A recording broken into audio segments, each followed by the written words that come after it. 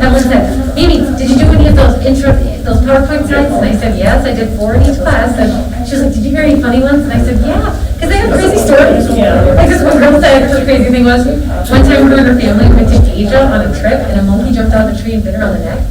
But she didn't tell her parents because she knew that they were going to be super mad because their insurance probably wouldn't work there, so she didn't know until later. And she had this giant welt, and he got really big, she was covered with a t-shirt, and I'm like, are you kidding me? She goes, I know, I got yelled at enough, I don't need to be yelled at anymore. And she had like malaria shots and rabies shots and all this stuff. So some of the stories have just been off the wall. That's kind of fun too, because then we can kind of laugh and go, wow, that's something. And then I'm like, who can beat that? Who wants to go? The stories the kids like make up in their head, like, I want to meet that parent that's going to be mad because you got bit by a monkey that jumped out of a tree. That's your fault. And they paid attention. Gotta be aware of your surroundings. Right? All right. Are we ready? Sure. I know, I hate to end the fun. All right. Of the meeting. Here we go. All right. I'm going to use this. Look at that. I'm going to call the meeting to order at 7:01. If I can get my pencil to work here. All right. Can we rise for the Pledge of Allegiance? You can do it. I pledge allegiance To the flag of the United States of America, and to the republic for which it stands, one nation, under God, indivisible, with liberty and justice for all. really goes better. Really goes better in person. Just all right, I don't know of any changes to the agenda. Does anybody else have any? All right, can I get a motion to approve the agenda as presented? So moved. Motion by Easter. Second by Forsberg. Any discussion? All those in favor, please say aye. Aye. All those opposed? All right, motion passes. Moving on to some future events, please check the district calendar and resource guide or the district website for a complete list of monthly events. Tuesday, February 23rd, 2021, school board work session, 6 p.m. Tuesday, March 9th, regular school board meeting at 7 with communication to the board and administration at 6:45. Friday, March 12th, no school, staff professional workday. Monday, March 15th through Friday, March 19th, no school, spring break. And Monday, March 22nd, no school for the staff professional workday. Moving on to the consent agenda. Can I get a motion? Motion by Wheaton. Second. Second by Strobel. To approve the following items of the consent agenda. Minutes of the January 12 organizational and regular meetings. Bills paid for December 2020 in amounts totaling $3,471,003 and personnel items. All those in favor, please say aye. Aye.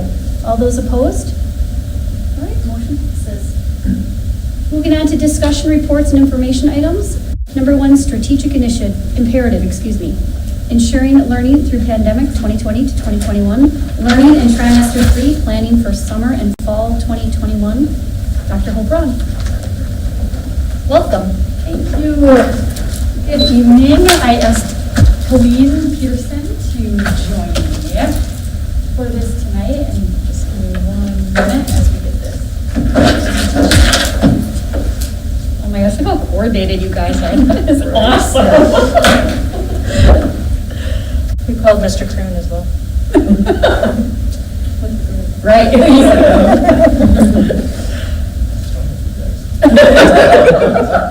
I didn't get a call.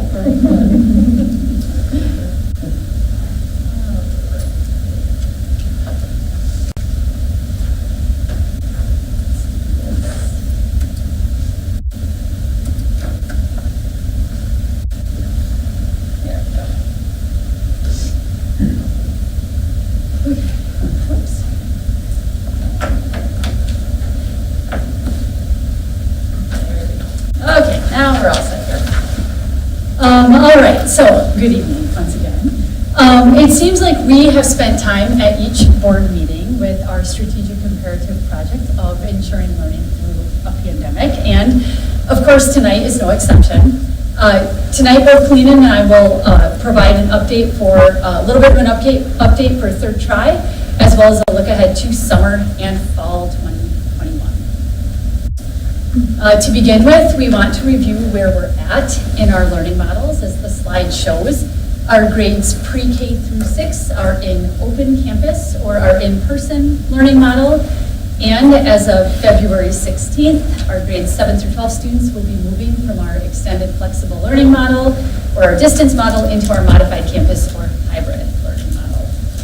And of course, as you can see here, we also have full-time distance learning available throughout the year for any family who chooses that learning model. We are providing an opportunity for families who are currently in our extended flexible learning or distance learning model to request a change of learning models for trimester 3, which is coming up in mid-March. At grades kindergarten through 6, families can request a change from distance or extended flexible learning to our open campus or in-person learning model. At grades 7 through 12, families can request a change from our distance or extended flexible learning model to our modified campus or hybrid learning model. And requests will follow the same process as what we've used earlier in the year. Requests can be made to the school offices, specifically from Monday, February 22nd through Friday, February 26th, if families want to request a change for Tri 3. Of course, families who wish to request a change to our extended flexible learning or distance learning model can make this request at any time, again, by contacting their school office, and we will work with the office in that process. So no better time than to talk about summer programming than when it's wind chill of -12 outside. But we are starting to plan for summer 2021. And most importantly, just looking at continuing the learning models and the supports that students may need to continue their learning. The silver lining, if you will, of COVID-19 was we needed to be real flexible and adapt quickly last year and create some innovative summer programming with the in-person model, a hybrid model, and also an extended flexible learning or an all-online model. Great success from that last year, so taking what we learned, building upon that, and continuing to meet the students where they are at in their learning and what they need the most while providing flexible options for our families is what our goal is again this year. So we are continuing to look at how state and federal coronavirus relief funding may be able to be used for summer programming, but we're excited about the options. Okay, and while we continue to adjust and adapt to transitions in learning models this current school year, we are also looking ahead to the 2021-2022 school year. And of course, as Colleen just referenced, from summer we want to capitalize on what we've learned this past year, as well as gain insight from our families and our students to develop choices for how students engage in their learning in fall 2021 and beyond. Also, the next part of this presentation, we want to provide the board and our community with an update on enrollment and registration opportunities. And I think it's important to note, we see these as opportunities not only to support successful school transitions, which is really important, but also as opportunities to deepen our work around our vision. Okay? So really continue our work on making sure each student feels valued, inspired, has a sense of belonging, and it results in college and career readiness so that they have aspirations for success and really see no limits to their future. So we will walk through that. We talked about gaining insight from our families and students, and we sent an online survey through our newsletters at the end of January to capture some families' thoughts on what they'd like to see continued or see more of, or what they would not want to continue or see less of, as well as an opportunity to just share any other thoughts or ideas they had based on the experiences they had this year. And the quotes that you see on the slide here show that we received responses from our families all along the continuum. Okay? From returning in person full-time to asking for continued opportunities in a hybrid or modified campus model, and for continued opportunities in full-time distance learning. As we've communicated already in our newsletters, we're pushing back registration at both the middle school and the high school so that we can take this feedback as well as feedback we're getting from our students through focus groups to heart as we look at how we can build in more options and choice for modes of learning for the fall. A couple of things we're doing. We are in the midst of asking the Minnesota Department of Education to expand our already approved SLP Schools Online program. It's currently approved for grades 9 through 12. We're in the process of asking to expand that approval to span K-12 so that we have options over here for what we're hearing from families on this side. We're also looking to give our students options during the registration window to provide their input on the mode of learning they would prefer for each of their courses. Okay? So providing opportunities for kids to give us that insight of, I really would like to, if possible, I'd like to look at hybrid for all of my courses. Okay? Or, boy, for language arts and social studies, I really prefer hybrid, but for science and math, I would love to do in person. Okay? So just getting a little bit more of that student voice and choice as they register to then help us as we continue to design and plan. We're also having conversations with teachers on what they've learned through teaching. They've also taught through all of our learning models this year, so what they have learned and how that might influence both how we may group students and then align adults to those grouping of students as we look to the fall. So you can see we have more work to do. We'll continue to gain insight and engage in the design process around this. And of course, we'll be providing regular updates, both through newsletters and through our meetings here as well. So we can't talk about fall without talking about kindergarten enrollment. I mean, it's our opportunity to onboard 450 to 500 kindergarten students into Spring Lake Park schools, many of whom don't have any other experience with Spring Lake Park. And so it's our chance to make it personal right away, and that's what I think you're going to see with our kindergarten plan here. So in December, we had principals sent out letters to our incoming kindergarten class, welcoming them to Spring Lake Park schools, letting them know we know you, we know that you're coming to kindergarten this fall, and here's the first step. In January, we sent out a postcard. We also did Kindergarten Connect events, which took the place of our in-person information in kindergarten nights this year. So again, being adaptive and doing what we can with the restrictions that are in place right now. But the Kindergarten Connect events have been very successful. So it was an opportunity for a small group of parents to be on a virtual call with the principal and be able to have those Q&A sessions that often our first-time kindergarten parents have a lot of questions about. If it was a returning family, the principal actually reached out to that individual and made that personal connect and answered the questions that they may have, which could be different than an incoming new SLP family. We have several in-home mailings that'll still be coming, which is standard work for us, but we've tweaked them a little bit to make them even a bit more personal.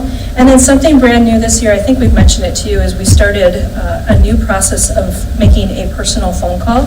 It's actually our parent educators from our early childhood program that are making that phone call right now to any family who has applied to the school district. So their enrollment isn't necessarily complete because we're waiting on a document or two. So we're taking that opportunity to say, hey, we're missing your birth certificate, we're missing your proof of residency. But then actually starting to get to know that family and that student deeply with that first phone call. So they're actually starting the learner profile right there with that initial phone call, which is really exciting. That's something we've never had before. So we're excited about that. We hope that we will be able to have some kindergarten in action events in May and be able to bring our students and families in. And it's always a great event, especially when the kindergartner gets to ride the school bus for the first time, right? Or to see a kindergarten class. We weren't able to do that last spring, but we sure are hoping that we'll be able to do that again this year. Our priority enrollment does close the end of February, so if we have families out there that need to register, we encourage folks to do so right away. And looking at our numbers from last year, it's positive to see that last year during this week we had 240 students that have applied, and this year we have 271. So I think that says a lot about what we're doing and how we're communicating with those families that are out there. So we're getting excited about welcoming the class of 2034. So So another big transition that we have is the students that are going from an elementary school to Westwood for the first time. And so Mr. Larson and his team have developed some opportunities for students and families to get to know the administrative team as well as the school and what they can expect. So as you can see here, on Thursday, February 25th, families of our current 4th grade students will learn more about the intermediate school and their transition to 5th grade.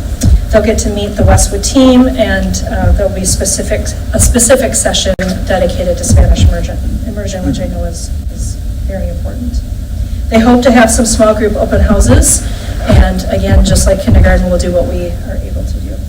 The transition to middle school for 6th grade families, again, they'll have the opportunity to meet teachers, to learn about the curriculum. They're doing these two activities in a virtual, synchronous way. And I loved Mr. Larson's plan here. They have a coffee and conversation at 9, they have a lunch and learn at noon, and they have a dessert and discuss option at 6:30. So assign other times, but they tried to find some different times to make it flexible for the family as well as convenient. If those sessions are not something that they can make, they are going to be on demand for families to watch after the fact as well. So the idea is to have it be user-friendly and as convenient as possible for the family so that they get their questions answered. And then finally, the registration process for grades 7 and 8, as Hope said, will be pushed back a little bit later. But this is, in my opinion, as I look at the plan, it's really an opportunity for us to make sure that the students are making choices that are well-informed both for the student and the family. So the idea that our students will have one-on-one conversations with their Westwood counselor to see where they're at in their learning and where they want to go, I think should really improve perhaps the scheduling and the options that students are presented with. The learner profiles will inform the registration choices, and that will be a part of that one-on-one conversation with the counselors. So those 6th grade meetings are going to happen in the winter, and the 7th grade meetings will happen closer to early spring. This is the first opportunity for these grade levels to have an option of honors courses, so it is important for those to be explored with students. And then the elective courses, as a parent of a current 8th grader, I know the importance of being able to explore, but also be able to say, you know what, that's not for me. So I love that they are allowing the students to either stay within or to explore some different elective options such as art, STEM, world language, music, and the EPIC game design, which I kind of think I want to take. So, All right, with that, we'll move on to the high school. And actually, as Colleen was sharing the story, I was like, oh my gosh, we have kids in the class of 2025, so this applies to both Colleen and I as well. I've got one of those too. Yeah, that's right. So we, of course, want to welcome our current 8th graders into the high school as we make this transition. This slide here just gives you an overview of the timeline for welcoming our students to the high school.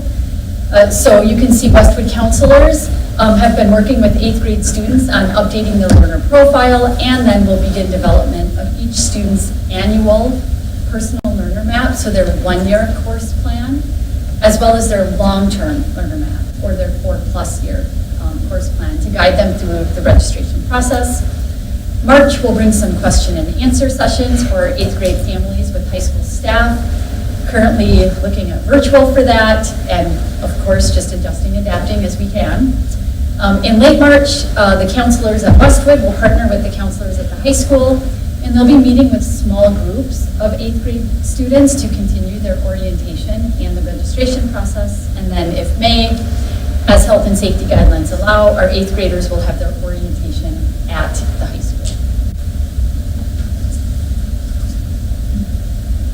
When we look toward fall 2021 for our current grade 9 through 11 students, our approach is to continue to work with our students and families so that each student has a post-secondary plan, which is why you've heard me just call those long-term learner maps our 4+ year learner maps. We really want kids to be thinking beyond the walls of SLP.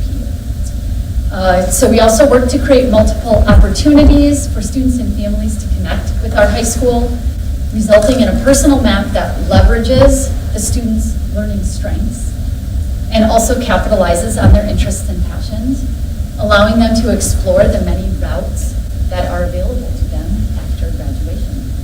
So you can see here, I won't go through each date here, but you can see, I will point out that January through March, the lunch and learn sessions have been really, I've caught a couple of them, having an incoming ninth grader and a current sophomore, and they've been really fun to watch. You can watch them real time or they're recorded, so you can watch them later. And it just talks about the different opportunities we have at the high school. It might be different courses or different pathways. It's actually been really great to do this in a virtual format, because I think we have more kids and more families engaging in that than when we've offered them during the school day before. So it actually is another silver lining here that we're finding out that we'll want to keep capitalizing on. All right. As we look into February, Counselors for Personalized Learning will meet with the students in grades 9, 10, 11. They'll again look back at their annual map for this year and look ahead toward their long-term map. Registration will be open end of February into March, and then closes at the very beginning of April.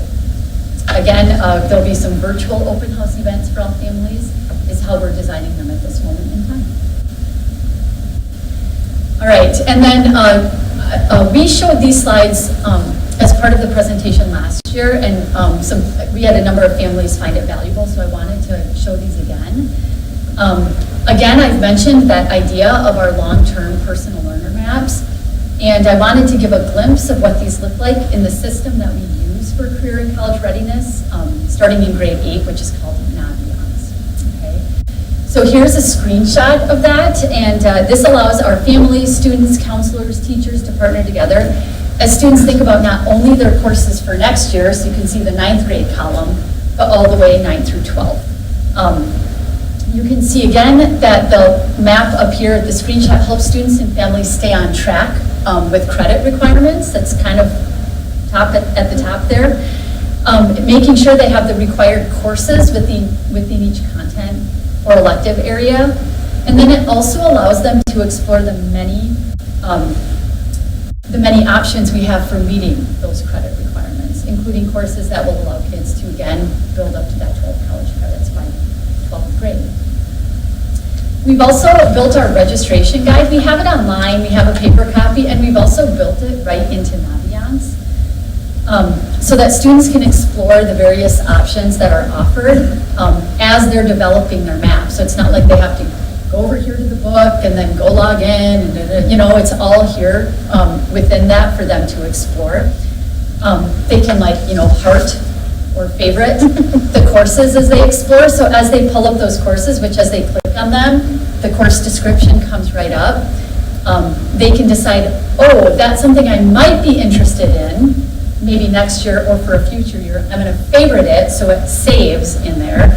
And then they can even play around with their favorites. Like, what if I would put this course in my junior year long-term map, or this course in my senior year, and what does that look like, and how does that impact my credit requirements and stuff? So it allows them to, really play around with it to be able to capitalize on exploring what might it look like if I want to go deep into the technology, engineering, design pathway, or what might it look like if I want to explore a course in different pathways and continue my music and my role life. How does that all play out? So it's kind of fun, and their counselors will be working with them to help guide them through that as well. I'm assuming this is all on their iPads? Yes. Okay. Yeah, it also seems great because it also helps parents kind of look at it with them. Their decisions, but in the past it was a little harder, I think, in some ways to engage on these longer term discussions as a parent because it wasn't all in front of you like this, so that's great. Right, yep, so we're working to kind of build Yeah, that no, that's together. great.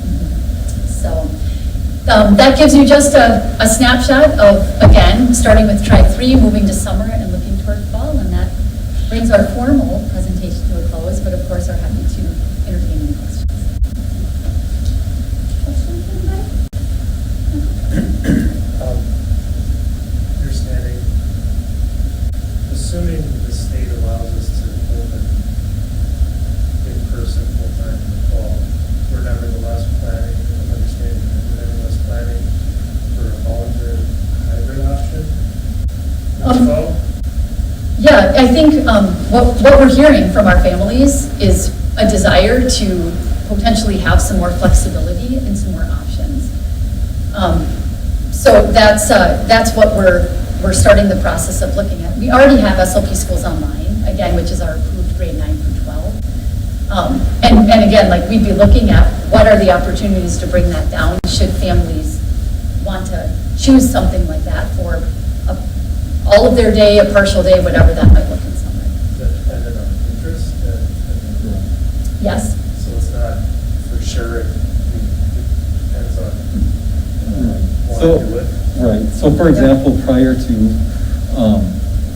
the pandemic starting, the majority of our courses were offered both in a more traditional, like come 5 days in front of the teacher, or kids could sign up for it as a hybrid course. Where, in how different teachers do that, some might have the whole class come Monday and Tuesday, be flexible Wednesday, Thursday, and have them come again Friday, and Wednesday, Thursday, they might have small groups of kids and things like that. Those have become the most popular courses at our high school for kids with these hybrid options, even prior to this. So that's what we're looking at right now, is if there's enough demand and kids, for example, want to, maybe there'd be a team at ninth grade or something that would have more of a hybrid day that they could plan around, if the kids registered for that. And it may not be like that where a kid's full day is hybrid, it might just be 3 courses if the kids are hybrid, if the other 3 are more traditional. So it'll be more how they register for it. So I guess it's more based on demand and what the students are wanting. It's not really about COVID. It's not about COVID. I'm gonna say the whole, because I understand the whole idea of the hybrid model is to have fewer people in the building, so that's social distance. Right. That's why. If we're in person full time, then Yeah, that's why when we tried to do that, it had to work, because everything in the media calls it hybrid. That's why we called it modified campus in the summer, because we already had hybrid learning opportunities for kids. So what we're implementing now, we've called a modified campus. We don't plan to continue with E-Day for all of us, that kind of hybrid. What we look at more would be, some of our courses will be that, and then if there's enough, we had 150 freshmen, for example, that wanted an all-day hybrid. And some of our courses, like band, probably would never be a all-day hybrid. So it might be their 4 core courses, so they'd be on a team that would be more hybrid, so those teachers could work together. But they'd probably still be at school as freshmen, each of the 5 days. They would just, their courses would be the kids enjoy. so it's mostly just an expansion of what we were doing before COVID, not an extension of Yes. the hybrid model. Exactly. Exactly, Yes. yes. And this is, there's been a few classes that have been doing this for a while, like Yeah.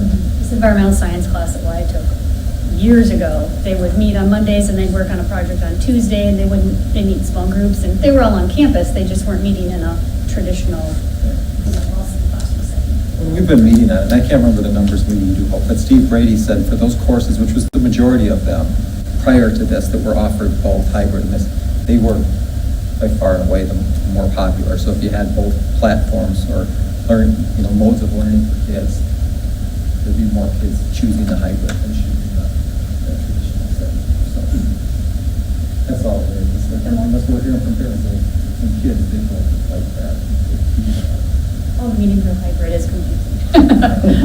What about at the younger grade levels? There's a hybrid. We don't see a hybrid working as well there. We've had some parents asking about it. I've had a number of parents asking if we could do that. I mean, if we did, it'd probably be a school for the school, and it'd be more of an inspiration for parents if that's what they truly wanted. Not necessarily giving them something that works for them in their work schedule in September, but things change and it doesn't work anymore from December.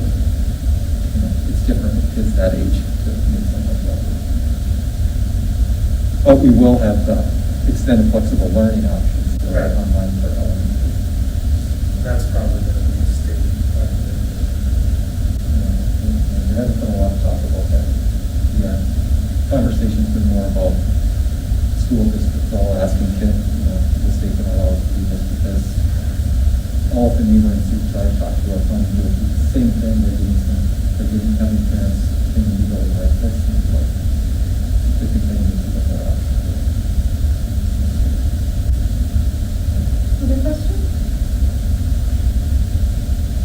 see how many follow through.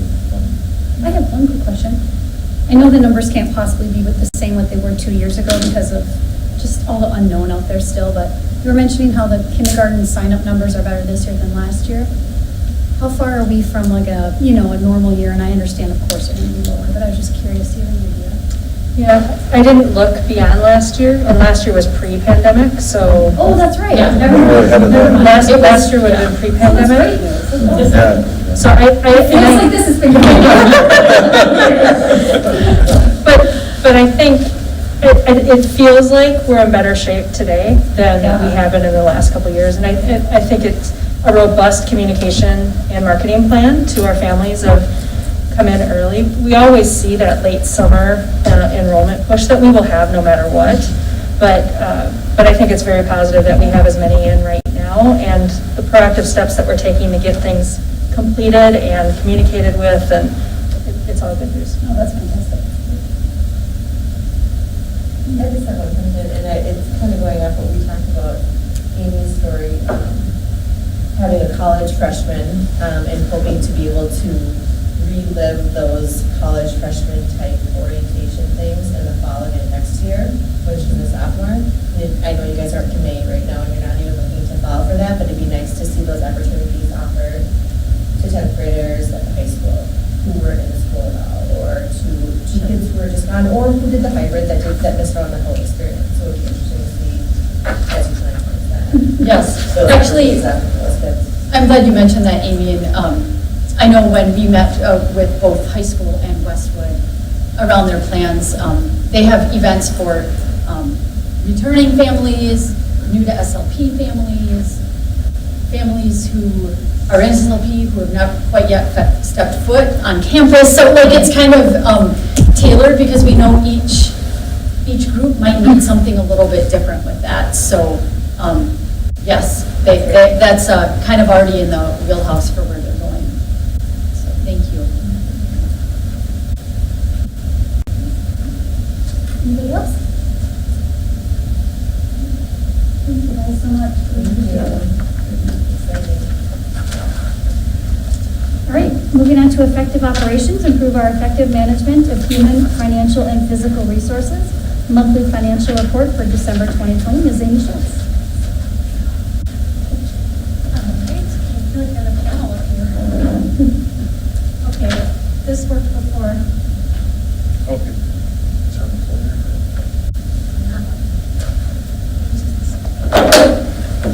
All right, so.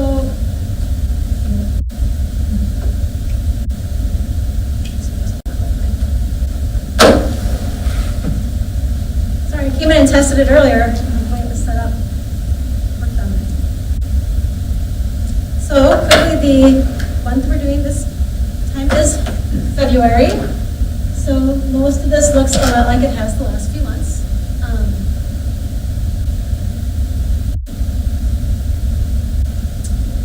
There we go. So we'll go through our usual 3 reports. So on this, I should say it's a February report, we're covering the month of December, so the last of the calendar year. Typically December is a pretty slow month on receipts. This year is highly unusual to see over 10 million. A couple of things led to that. We got our last $500,000 in from the coronavirus relief funds in December, so that is part of it. And you can see where community ed went from a negative cash balance to positive. About half of that was coded back to cover tier 1 daycare, so that's where you see the large swing there. Another $3 million in tax receipts. Typically December is about $150,000. What happened this year is with counties a lot of times allowing people to pay their property taxes late, they also withheld about $2.5 million from our payment that they paid to us in December. And that's not uncommon. We saw that a lot of different districts have that same thing. And then the remaining $5.5 million was from the state of Minnesota. So our state aid payments. And that again was actually quite a large one for them as well.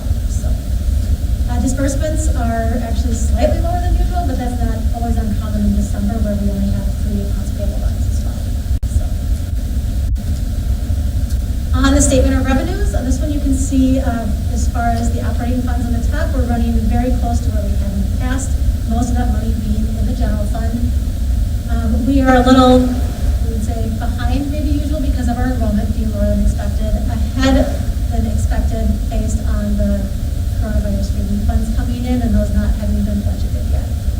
So hopefully next month we're bringing you a budget adjustment to approve where that will kind of true up where we sit for the year. So we're not talking about things that have happened that we didn't budget for at the beginning of the year. But again, we did budget for what a normal year would be. We know this has been anything but, so we'll be looking at those next month. So community service, you can see, is behind. That one with the summer food program is a lesser reimbursement than the typical national breakfast and lunch programs. Community ed also slightly behind, running fewer programs as well. On the expenditure side, again, we are actually quite a bit behind on the general fund here compared to the previous 2 years, which had large facilities expenditures. We did not have those this year. We had some, but not nearly compared to what we had the previous 2 years.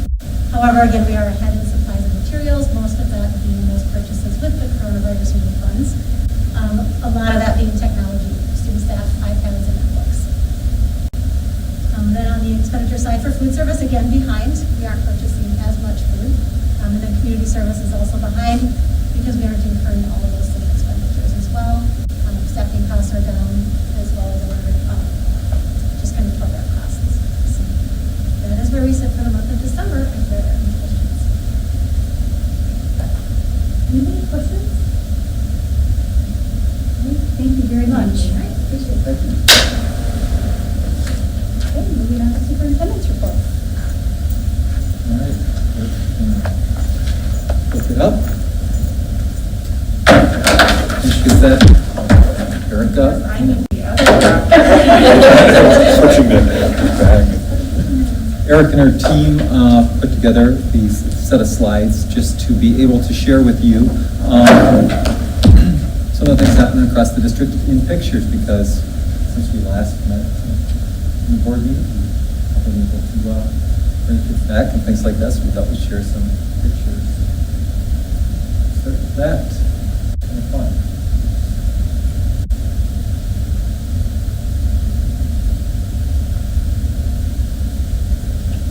So, you see, we started back here in January and brought our K-6 learners back. So it's great to have them back in school. New energy, things have been going really well. And for the next few slides, I'll let Erica take you through them briefly. You'll see these pictures from the first day back. Some of these things that we always used to take for granted, simply having kids in school. It's fun.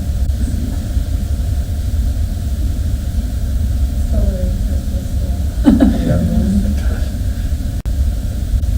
But there's a lot of snow. More stuff.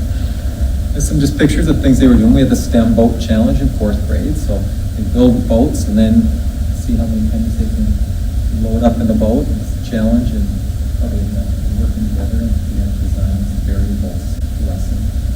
Looking at various variables, and they change variables because Amanda West, she was there. She brought her in-person learners and her EFL learners together for a math class. Really fun to see. Brought them together. It's a thing, all states, choir, so it's a huge achievement. I want to share a video here, so I'll let this I'm gonna go with our high school music students and choir, so I'll just let the video.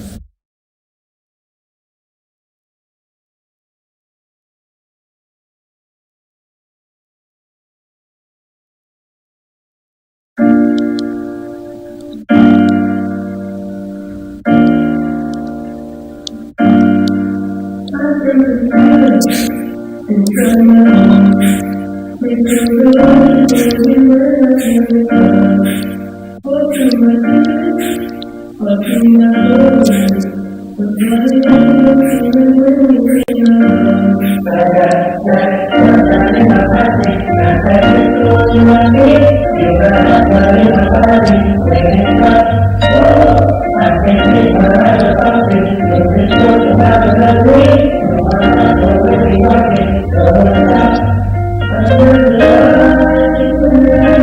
you.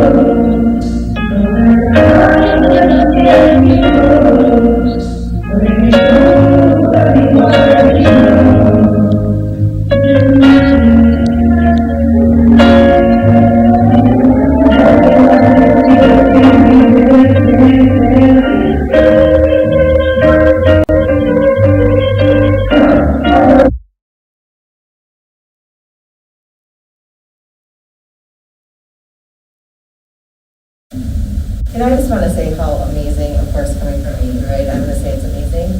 Not one of those instruments or voices were sung together. So everything was those kids sending individual files of them singing, and they were all spliced together. And I couldn't put it together.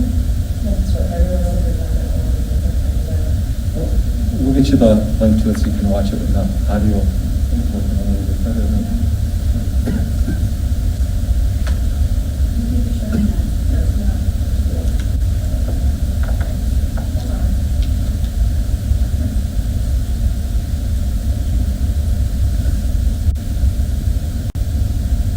All right, so FCCLA, it's one thing we didn't have last spring or this fall were our annual FCCLA presentations with all of the awards they win, but you can see 11 state bound students again. Read through quick here, or else look at mine when you got this presentation from me, but that's great news. Also, our high school math team ranked 13th in the state out of 164 teams. That's really, really good. 5 of the top 10 students in our section are SLP math leads. So, fun to see those kids doing well. Guzzy, our longtime basketball coach, is 400th victory, so it's a big deal. After this week, they're having a really good season, so that's fun to see. Our 2 AAA award winners, Megan Maroon and Sean Burdahl, family from Massachusetts, high school. 200 food boxes put together by Spring Lake Park. Our social work staff worked with our Lions and Fun Senior Program to put those together. That's fun to see. You'll see various service activities here in this block. Of course, an elective course for 11th and 12th grade students at high school called Service Learning in the Community. And we put together our assembly in 350 gift cards. It's handwritten cards for the elderly in our community. Community food drive, weekend food packs, and then our Panther Foundation virtual ticket event coming February 27th. Which brings us to Panther Purpose. There's a lot of great things going on, kind of reimagining the gala for this year, since we can't have the gala happen in the same way as before, and I'm not going to try to name all the people working on it, but we've been working with them, and it's just fun to see, because I think there's a lot of positive energy happening with this. So I'll let Queen give you a brief overview. Yeah, as I shared with Cabinet this morning, this event obviously had to be reimagined, but what is really neat about it is it feels much more like a Spring Lake Park Schools community event than it does a special event held for 250 people that come. We're seeing such great response in our sponsorships alone, as well as you saw the food pack and the Panther Pantry items that were donated. So the energy and excitement in our community is really different. It feels different this year. This is, I think, my 10th or 11th gala, if you will, and this one feels really, really different in a really cool, good way. So, in 2013, when we first started the Weekend Food Pack program, we raised $30,000. Today, we're over $40,000 for this event without even having the event being held yet, and that's just through sponsorships and donations. And we're expecting February 27th to be really an incredible event, one that celebrates our Panther community and how cool our Panther pride is, but also supporting a really great cause like the Weekend Food Pack program and the Panther Pantry. As you know, because I've said it before, all of the proceeds from this event go towards that cause. It will feature about a 30-minute program at 7 o'clock. So we're hoping that families will tune in. We'll have a link on our Panther Hub page that will be on the Panther Foundation page as well. It'll be linked to the Spring Lake Park Schools webpage, obviously. But it's about a 30-minute program. Dr. Ronneberg has a really important role, so everybody's going to want to tune in to see what his role is, as well as each of our principals have a special role. We have staff participating, students. It highlights what the Panther Pantry is and the Weekend Food Pack program, but it also really has, I think, an entertainment type of feel that any family with any age kids are going to be able to enjoy. So grab your popcorn and your snacks and put your pajamas on or your Panther gear, but it's going to be a special event. So I'm excited that we get to do it. So right now, the thing that people need to do is to register, because we have 280 plus packages for our silent auction. Again, something that we wondered, gosh, are we going to get any donations? Are we going to have a silent auction? How big will it be? We were hoping for about 150. Here we are 280 items later, saying this is incredible, and we've got some really unique items that we've never seen before that are just special and unique for this year. So people want to go on, they want to register so that they can bid on those silent auction items. And we have things from $25 all the way up to $5,000. So I hope that our community will find something that is special and unique to them, and they walk away with something. So it's really exciting. Gala, the committee, I keep calling it the Gala Committee, but the Panthers for Our Purpose Committee has worked really, really hard reimagining this event and building something out of nothing, and we're super excited. So I can't thank them enough as well. That's good information. I didn't know you had to register, so now we can Yeah. spread that word. Yeah. That's great. It is free, it's free, Yeah. but in order to bid on the silent auction items, we need to know who you are, and we need your credit card information in there. But anyone can watch the event, anyone can look at the silent auction items, it's just whether or not you choose to bid and be a part of the event. And we want to know who's out there watching us too, so that'll be a good test for us. So thank you. Thank you. I'm sorry, I should know this, and I don't. When does the silent auction start and end? So our hope, again, this is a little bit different this year. Yeah. Everything's a little different. But our hope is that as early as next week, you should be able to preview. And if you're registered, my hope is that you'll be able to favorite things and, have your list ready to go. And then we're thinking midweek of February 25th, Wednesday-ish, probably Wednesday, Thursday, we'll at least release some of our silent auction items or our silent auction categories. But certainly by Friday, it'll all be open. But all of that information is going to be on our party hub, and all the watch party information is all going to be out on the Panther Foundation page. So we encourage, if you have questions, that's where you need to go. Great question. Thank you. Anybody else? Thanks, Queen. We might as well, right? As long as there's a cake involved. Thank you. Thanks, Connie. Anything else? Okay. All right. Quick question? Yeah. Maybe it's a little too early to talk about it or what we're planning to do, but have we started thinking about graduation? And kind of is it going to be more normal, or is it going to be some sort of, I don't know. No, we have not started yet because there's been no guidance provided. I am on that one group with the deputy commissioner, so she does plan to begin meeting with a group of 5 or 6 of us here in a couple of weeks to have us help the review guidelines and so on. So we'll talk about it. And obviously, all that will be influenced by what's happening externally here, but that is something that they're going to be working on.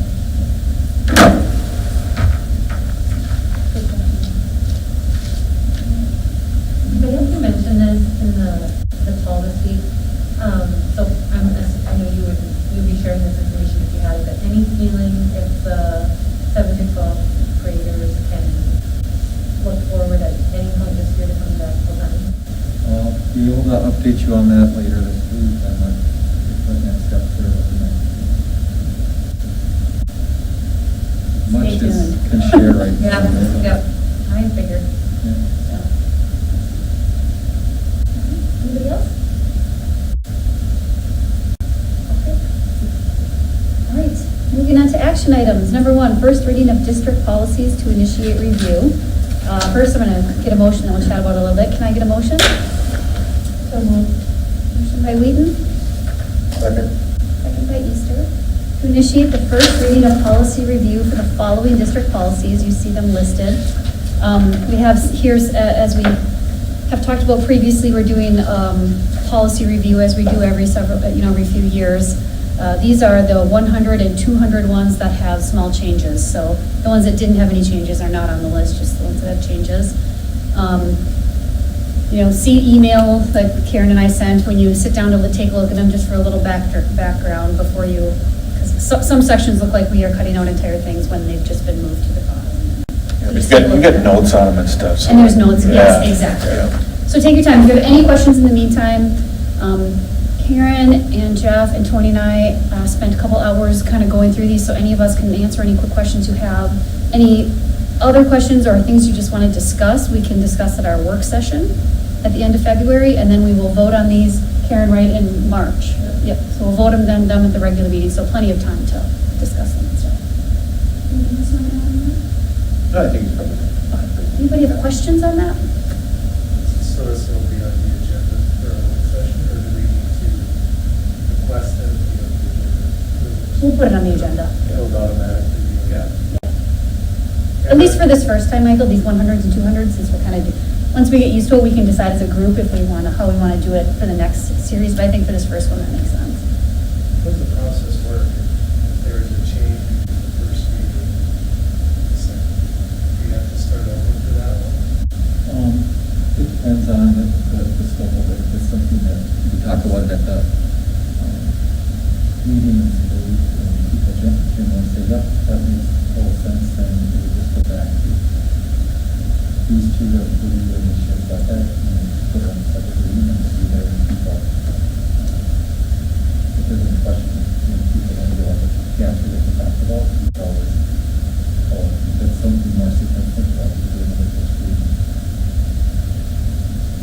Karen will be posting and updating those online as we go as well.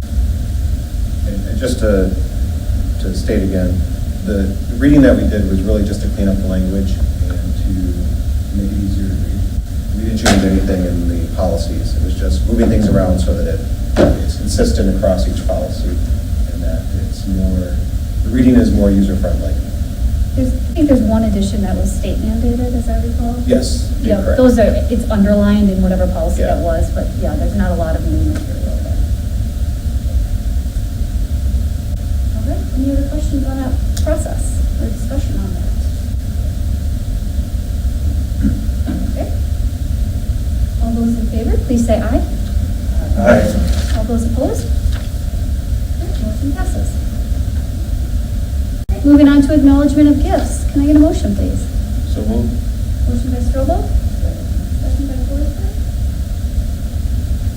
To adopt the following resolution, whereas School Board Policy 706 establishes guidelines for the acceptance of gifts to the district, and whereas Minnesota Statute 465.03 states that a school board may accept a gift of real or personal property by the adoption of a resolution approved by 2/3 of its members, therefore be it resolved that the School Board of Spring Lake Park Schools accepts with appreciation the gifts to the district, and they are up in front of us.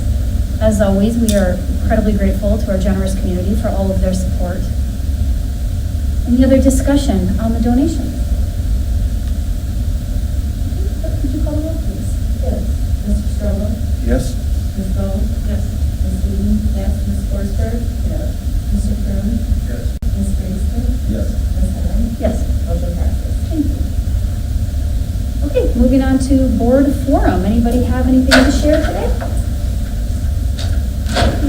I had the Spanish Immersion PTO meeting last night. They've been meeting regularly since the beginning of the year. A couple of updates.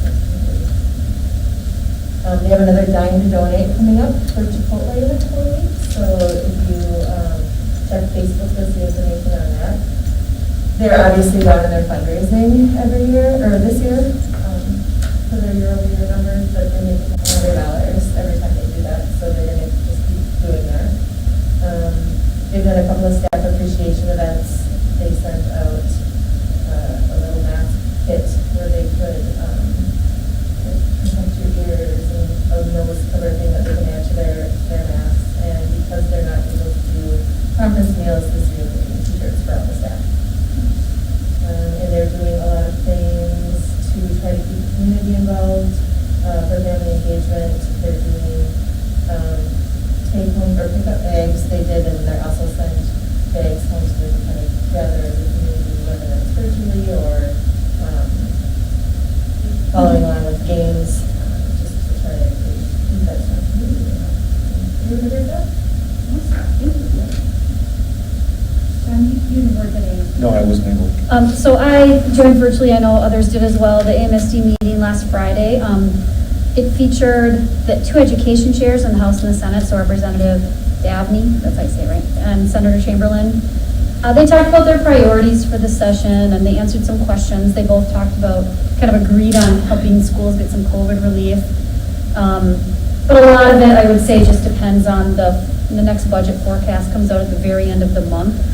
And then the first policy deadline for their committees is March 12th, meaning if you have a bill and you want it to, basically if it's not passed by a committee, if I understand this, correct me if I'm wrong, by those who know better, if it's not passed by a committee by March 12th, it's basically dead for the session. And then it goes to the other house and they have like a week to act on it.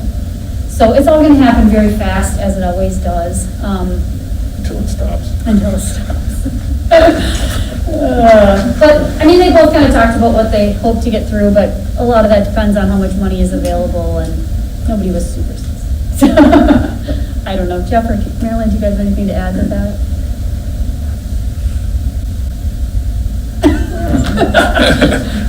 Marilyn? Nothing new. Well, everything, MSBA, it's all talked about the legislature. Yeah. And it's all speculative what they're going to do. It's true.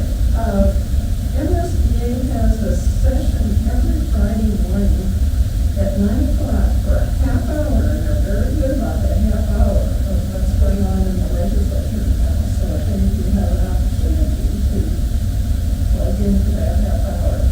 It is really informative. They just go through it. It's really good information. It is. And you know, we talk about local control, but really, what happens in St. Paul is, I feel very close on the school districts. There's a little bit of federal money that trickles in, and we have local money that comes in, but St. Paul tells us how we can spend it and how we're going to get it and how much it can spend. They pretty much dictate things to us.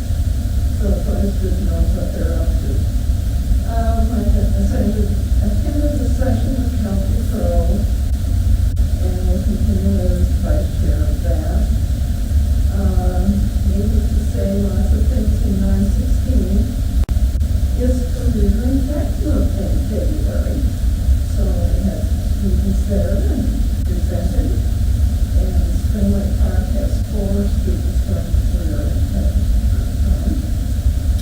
I've been sitting in with the superintendent on orientation for new board members, which is largely financial, and sometimes like a nice play, give you 5 minutes of what that organization is all about, because I just come and Carla and tell us, and I say, oh yeah, that's nice. And I'll tell you a little bit more someday. And superintendent search continues. As of this morning, we have 8 candidates, and that closes on the 19th. For anybody who's listening, you mean the superintendent search for 916? Just to clarify, everybody who might be listening, we are not conducting a superintendent search. We're not kicking out Colleen, she's still better than that. Thank you, Marilyn. Anybody else?